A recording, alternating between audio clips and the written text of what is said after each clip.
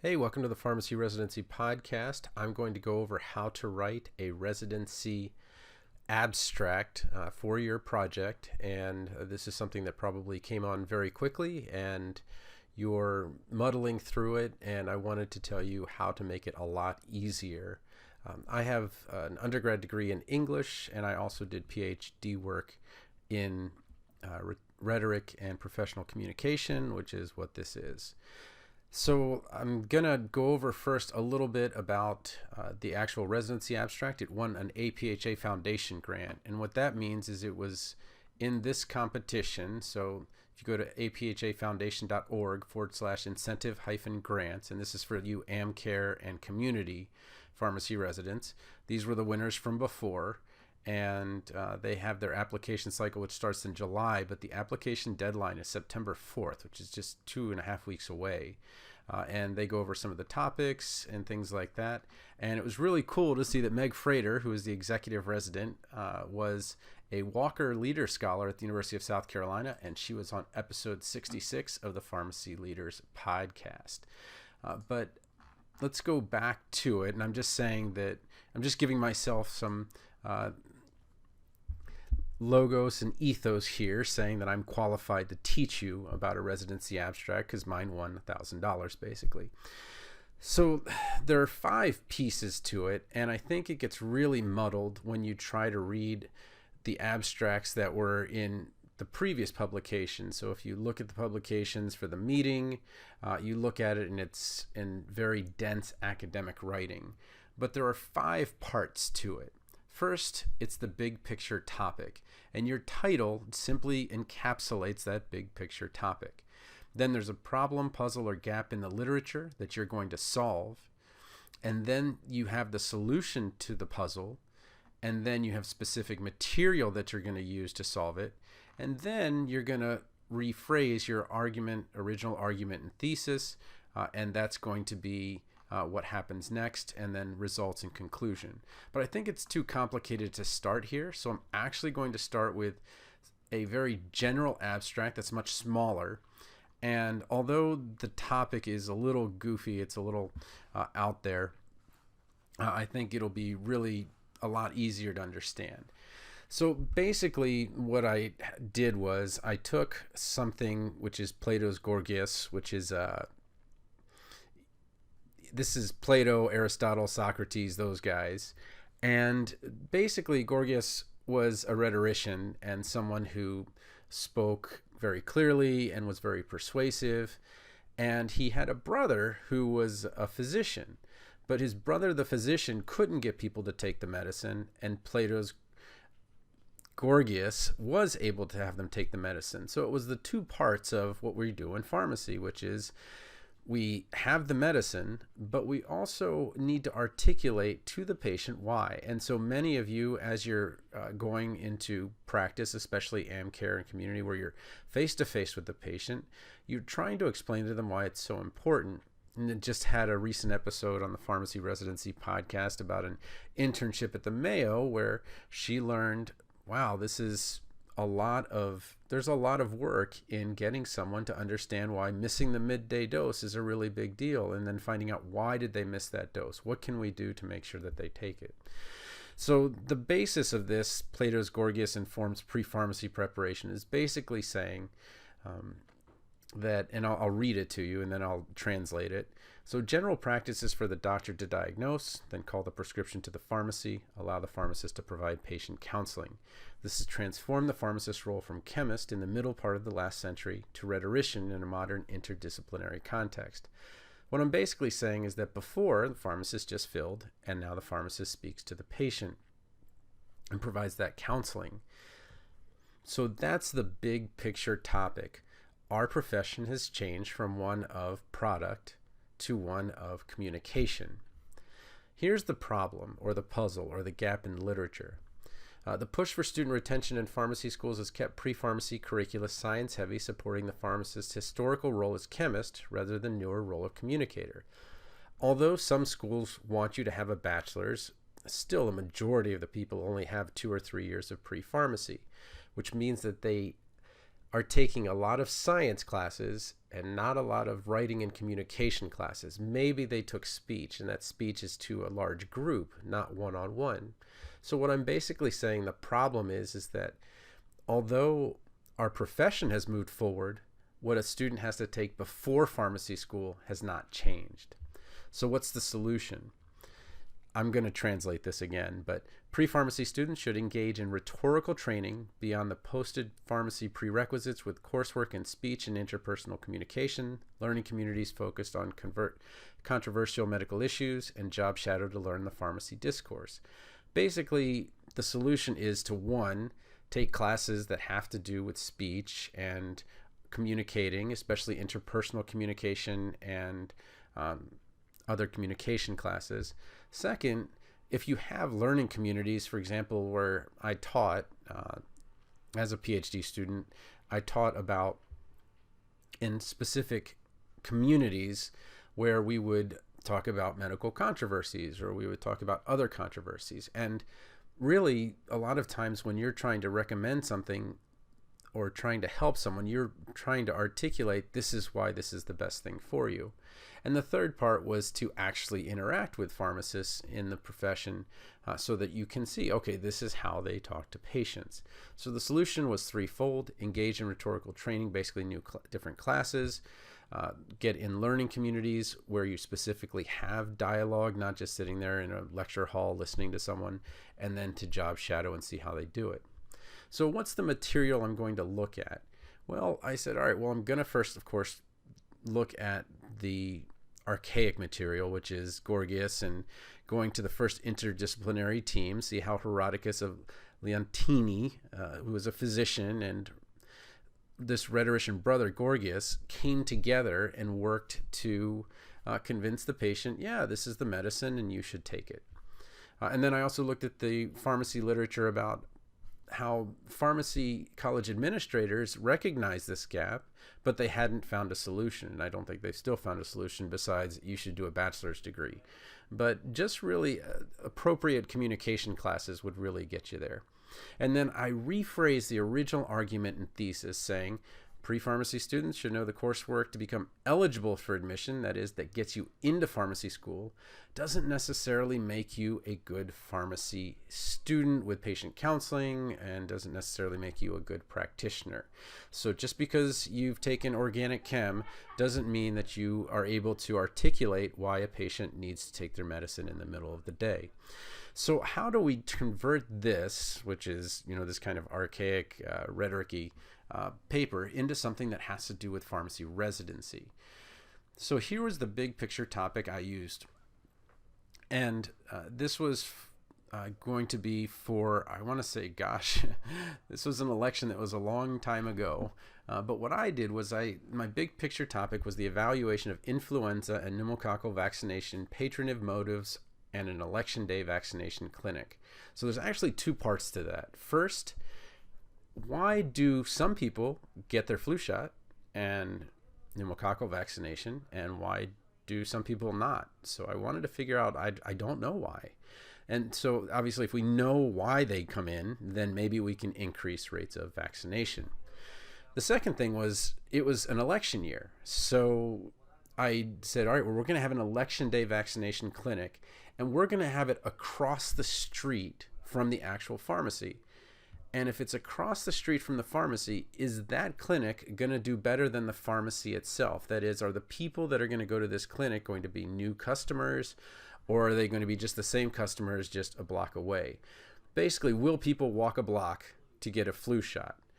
And while the results aren't in here, I can just tell you that it was true that 3-to-1, that more people are likely to get their flu shot at a vaccination clinic, that you're likely to get more people that you've never had in your pharmacy before than walk across the street for a block, which seems crazy at first, but when you think about it, convenience trumps all. So if the flu shot is there, you can do all the processing and all that stuff, then it's all done.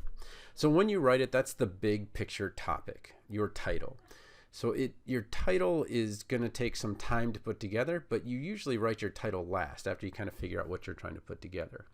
Then there's a certain way that you write your names. So my last name is Guerra, my first name is Anthony, and so I would put Guerra A, comma, and then the other researchers, so other people, my preceptor in residency, other people that are there. And you would go researcher last name, comma, first letter, and so forth. And then you would add the college or site name. Then an email if there was some contact that they needed to have it for. And then I just put my current contact information. That wasn't what it was back then. So that's the big picture topic: your name, your college, and your email. Second thing is, what is the problem, puzzle, or gap in the literature? So the problem, puzzle, or gap is, why do some people get their flu shot and when do some people not? Now, of course, there's some literature on that, like why they do it, but what there wasn't is, why is it was really the shingles vaccine or the pneumococcal vaccine that was relatively new at the time. And while we knew kind of flu shots, pneumococcal and shingles were a bit of a different thing because you've got certainly different patient groups. So that was kind of the innovative part of it. I was attaching to the normal immunization for flu shots to pneumococcal and shingles vaccination. So that was the problem. And you're like, well, it's only one sentence. Well, that's it. I mean, you're just articulating this is a problem in one sentence. And then your solution in one sentence. Well, let's implement an election day vaccination clinic. And what we're going to do is we're going to have a clinic at the site and also a clinic across the street at the actual election booth. Now, I don't think that you can do that anymore, because what was happening was, I think Democrats or Republicans, I don't remember who did it, but then they started paying for flu shots. So, for example, you could pay for flu shots in an area that was mostly Democrat or mostly Republican to increase people going, and voting that way. So, you take a good thing and you make it bad, which is kind of a bummer. But this is what I used, and it was the Vote and Vax program. And something really important about this is that by attaching it to the Vote and Vax program, I gained some ethos, I gained some ability to get credibility through this national program.